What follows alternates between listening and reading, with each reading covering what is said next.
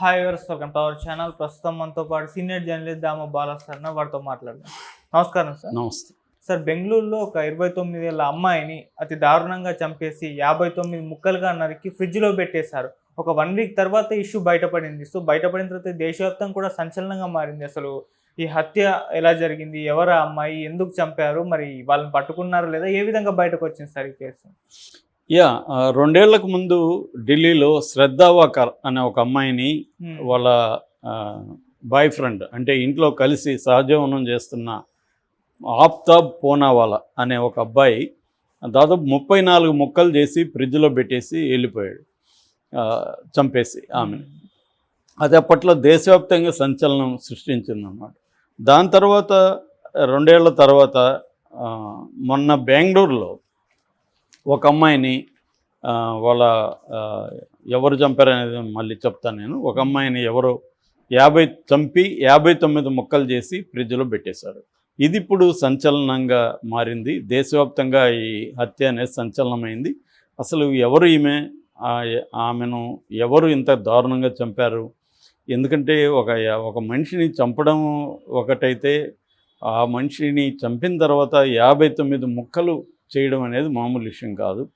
So అది చేసి ఇంత దారుణమైన హత్యను ఎవరు చేశారు, అసలు ఆమె ఎవరు ఏంటనేది చెప్పుకుంటే, మొన్న బెంగళూరులో వయ్యాలి కావాలని ఉంది. మల్లేశ్వరం, వయ్యాలి కావాలి, సదాశివనగరి ఇవన్నీ ఒక ఏరియాలో ఉంటాయి. ఒక decent area, middle class, upper middle class area అది. కొంతకాలం నేను కూడా మల్లేశ్వరంలో 3 ఇయర్స్ ఉన్నాను అప్పుడు బెంగళూరులో. మల్లేశ్వరం పక్కనే ఉంటుంది వయ్యాలి కావాలని. ఆ వయ్యాలి కావల్ అనే ఏరియాలో ఒక అపార్ట్మెంట్లో చుట్టుపక్కల వాళ్ళకి అందరికీ స్మెల్ రావడం మొదలుపెట్టింది.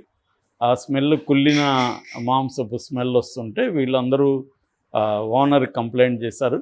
ఆ ఓనర్ ఏం చేశారంటే, ఆ ఇంట్లో ఎవరు ఒక ఆమె మహాలక్ష్మి అనే ఒక ఆవిడ ఒంటరిగా ఉంటుంది. ఆమెకి 29 ఏళ్ళు. ఆమె భర్తతో విడిపోయి ఒంటరిగా ఆ ప్లాట్లో ఉంటుంది. ఆమె బంధువులకి ఆయన ఫోన్ చేశాడు, ఆ బిల్డింగ్ ఓనరు. వాళ్ళ మదర్కి, వాళ్ళ సిస్టర్కి ఫోన్లు చేస్తే వాళ్ళు వచ్చారు. వాళ్ళ సమక్షంలో వాళ్ళు కొట్టారు. ఆ అమ్మాయికి ఫోన్ కూడా చేస్తే ఫోన్ స్విచ్ ఆఫ్ వస్తుంది. దాంతో కొట్టారు. కొట్టి లోపలికి వెళ్ళి వాళ్ళ సమక్షంలో చూస్తే ఫ్రిడ్జ్ తెరవగానే ఒక భయానక దృశ్యం. ఫ్రిడ్జ్ మేబీ ఇది ఆఫ్ అయిపోయిందో ఏమో, పురుగులన్నీ పట్టేసి ఉన్నాయి మాంసానికి. ఈమె తల, ఈమె ఇది ముక్కలు ముక్కలుగా ఉంది. అది చూసి భయభ్రాంతంతో అందరూ బయటికి పరుగులు తీశారు. దాని తర్వాత ఓనరు పోలీసులకి ఇన్ఫామ్ చేశాడు. పోలీసులు వచ్చి చూశారు. దాన్ని మొత్తం హాస్పిటల్కి అవన్నీ తీసుకెళ్లారు. 59 ముక్కల్ని హాస్పిటల్లో, బోరింగ్ హాస్పిటల్ అంటారు, ఈ బోరింగ్ హాస్పిటల్లో ఈ ముక్కలన్నిటినీ ఒక్కొక్క ముక్కకు ఒక్కొక్క నెంబరింగ్ ఇచ్చి వాటికి రేడియాలజికల్ టెస్టులు, సిటీ స్కాన్లు, తర్వాత డిసీజ్ ఏమన్నా ఉన్నాయా దాంట్లో అవన్నీ టెస్ట్ చేశారు. DNA టెస్ట్ చేసి దాన్ని, ఆ బాడీని, ఆ ముక్కలనంతా జాగ్రత్తగా పెట్టి రీఅసెంబుల్ చేశారు. రీఅసెంబుల్ చేసినాక కానీ పోస్ట్ మార్టం చేయలేదు. డాక్టర్లే షాక్ అయ్యారంట, ఎవరు ఇతను ఇంత ఇదిగా ఎలా నరకగలిగాడు అని. సో ఇది ఒక్కసారిగా మొత్తం వైరల్ అయిపోయింది అన్నమాట ఈ ప్రాసెస్ అంతా. దీని తర్వాత పోలీసులు రంగంలో దిగారు. వాళ్ళు ఆయన సిపి దయానంద్ అంటారు, కమిషనరు, ఆయన దిగాడు. మరోవైపు హోమ్ మినిస్టర్ పరమేశ్వరన్ కూడా దీన్ని సీరియస్గా తీసుకున్నారు. దాంతో డాగ్ స్క్వాడ్ వెళ్ళింది. దాని తర్వాత ఫోరెన్సిక్ టీము క్రైమ్ సీన్లోకి వెళ్ళింది. ఇవన్నీ పరిశీలించారు. దాని తర్వాత వీళ్ళ విడిపోయిన హస్బెండ్ ఉన్నాడు. ఆ హస్బెండ్ హేమంత్ దాస్ ఆయన పేరు. ఈ అమ్మాయిది యాక్చువల్గా జార్ఖండ్, బెంగళూరులో ఈ అమ్మాయి గత 10 ఏళ్ళుగా ఉంటుంది. ఈ అమ్మాయికి 6 ఏళ్ల ముందు పెళ్ళయింది. ఒక 4 ఏళ్ల పాప కూడా ఉంది. సో వీళ్ళు 9 నెలలకు ముందు వీళ్ళు విడిపోయారు. ఈ అమ్మాయి ఒక మాల్లో పనిచేస్తుంది. ఈ హేమంత్ దాస్ని పట్టుకొచ్చారు. హేమంత్ దాస్ని ఇంటరాగేట్ చేస్తే హేమంత్ దాస్ కొన్ని సంచలనమైన విషయాలు చెప్పాడు. ఆయన ఏం చెప్పాడంటే, ఈ అమ్మాయికి ఒక ఆస్రాఫ్ అనే ఒక అబ్బాయితో అఫైర్ ఉంది. ఆస్రాఫ్ అనేవాడు, వాడిది కూడా ఉత్తరాఖండ్. వాడు ఇక్కడ ఒక బార్బర్ షాప్లో, సెలూన్లో పనిచేస్తాడు. సో అతనికి అమ్మాయికి అఫైర్ ఉంటే నేను లాస్ట్ ఇయర్ 2023 ఏప్రిల్లో కనిపెట్టాను వీళ్ళిద్దరికి అఫైర్ ఉందని. దాంతో ఈ పిల్ల మా భార్యని నిలదీస్తే నా మీదే డొమెస్టిక్ వైలెన్స్ కేసు పెట్టింది. దాంతో వాడి మీద నేను కూడా నెలమంగళ అనే పోలీస్ స్టేషన్ నేను కూడా కేసు పెట్టాను. సో అప్పుడు పోలీసులు వాడిని పిలుచుకొని నువ్వు మీ ఉత్తరాఖండ్ వెళ్ళిపో, ఇక్కడ ఉండద్దు, ఇక్కడ ఉంటే వీళ్ళిద్దరి మధ్య గొడవలు ఉన్నాయని ఉత్తరాఖండ్కి పంపించేశారు. ఇక్కడికి రావద్దని చెప్పారు. మళ్ళీ అతను వచ్చాడో లేదో నాకు తెలియదు.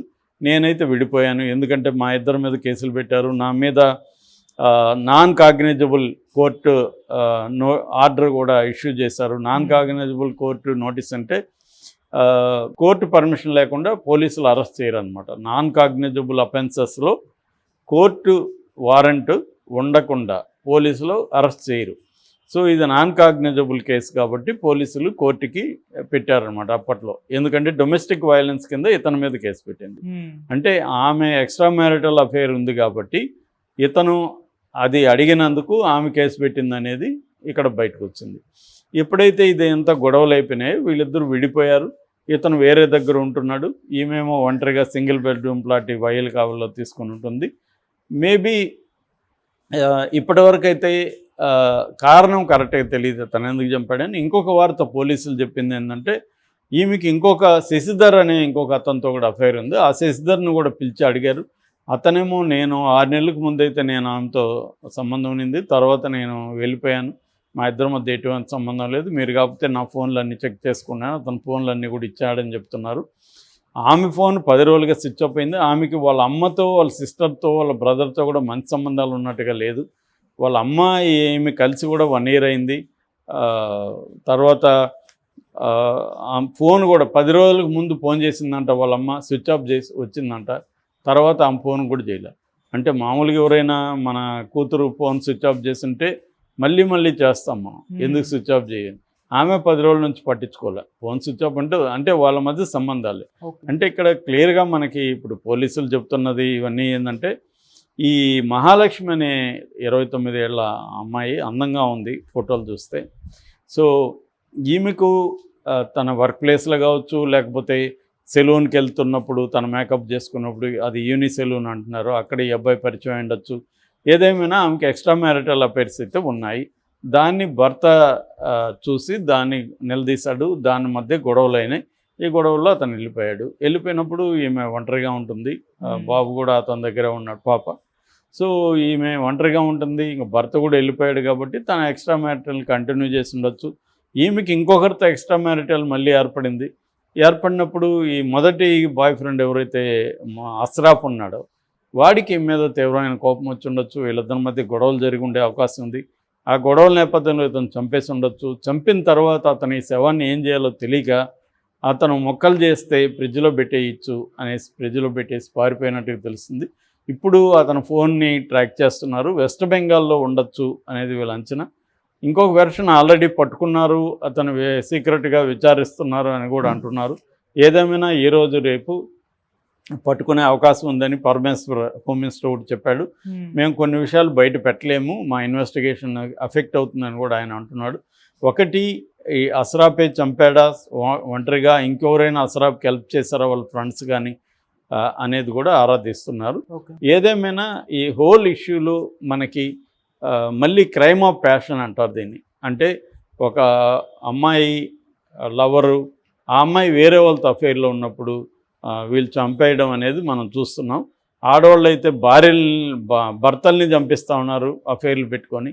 ఇక్కడేమో భర్త కొంత తెలివిగా ముందుగా మేల్కొని అతను బయటికి వెళ్ళిపోయాడు, ఈ అమ్మాయితో మనకి వర్కౌట్ అవుదని. దాంతో ఈ అమ్మాయి అతను అడ్డుగాడు కాబట్టి ఫ్యామిలీతో కూడా సంబంధాలు లేవు, ఒంటరిగా ఉంటుంది, ఇండిపెండెంట్గా ఉంటుంది, 29 ఏళ్ళు. సో అందంగా ఉంటుంది కాబట్టి చాలామంది అబ్బాయిలు ట్రై చేసి ఉండొచ్చు. అందులో ఒకరితోనూ ఇద్దరు. జనరల్గా ఈ కైండ్ ఆఫ్ అమ్మాయిలు మల్టిపుల్ రిలేషన్షిప్స్లో ఉంటారు. ఒక్కరితో ఉండడం అనేది వాళ్ళకి సాధ్యం కాదు. ఎందుకంటే ఎక్కువ మంది అబ్బాయిలు ట్రై చేస్తుంటారు, వాళ్ళల్లో కూడా చాలామంది నచ్చుతారు, వాళ్ళని కాదనడానికి వీళ్ళ దగ్గర ఏమి ఆన్సర్లు ఉండవు. సో అలాంటప్పుడు మల్టిపుల్ రిలేషన్షిప్స్లో ఉంటారు. చాలామంది ఏమనుకుంటారంటే ఇండియాలో నేను చూస్తుంటే ఫేస్బుక్లో మిగతా వాటిలో ఫ్రీడమ్ అని, నాకు చాలా ఫ్రీడమ్ ఉంది, నచ్చినట్టు ఉండని రామ్ గోపాల్ వర్మ వాళ్ళు చెప్తుంటారు. నచ్చినట్టుంటే ఇలా జరుగుతుంటాయి. నచ్చినట్టు ఉండడం కాదు, నచ్చినట్టు ఉండడం వల్ల వచ్చే సమస్యను డీల్ చేసే కెపాసిటీ కూడా ఉండాలి. అది ఆయనకు ఉంది కాబట్టి ఆయన చెప్తాడు. అందరికీ అది ఉండదు. సో ఫ్రీడమ్ అనేది అబ్సల్యూట్ ఫ్రీడమ్ అనేది ఏమి ఉండదు, అది గుర్తుపెట్టుకోవాలి. అలాగే మల్టిపుల్ రిలేషన్షిప్స్లో లేదా ఎక్స్ట్రా మ్యారిటల్ రిలేషన్షిప్లోకి ఎంటర్ అయ్యేటప్పుడే దీని కాన్సిక్వెన్సెస్ ఏమై ఉండొచ్చు, ఆ కాన్సిక్వెన్సెస్కి నేను రెడీనా కాదా అనేది కూడా చూడాలి తప్ప మనకి రెడీగా ఒకటి దొరికింది, ఒక వ్యక్తి దొరికాడు, ఎంజాయ్ చేసేద్దాం జీవితాన్ని అనుకొని టెంపరీగా ఎంటర్ అయితే అది చాలా దారుణాలకి దారితీస్తుంది. మనం ఈ మధ్యకాలంలో ఎక్కువగా ఇలాంటి హత్య కేసులను వింటున్నాం. నేనే చాలా కేసుల గురించి చెప్పాను.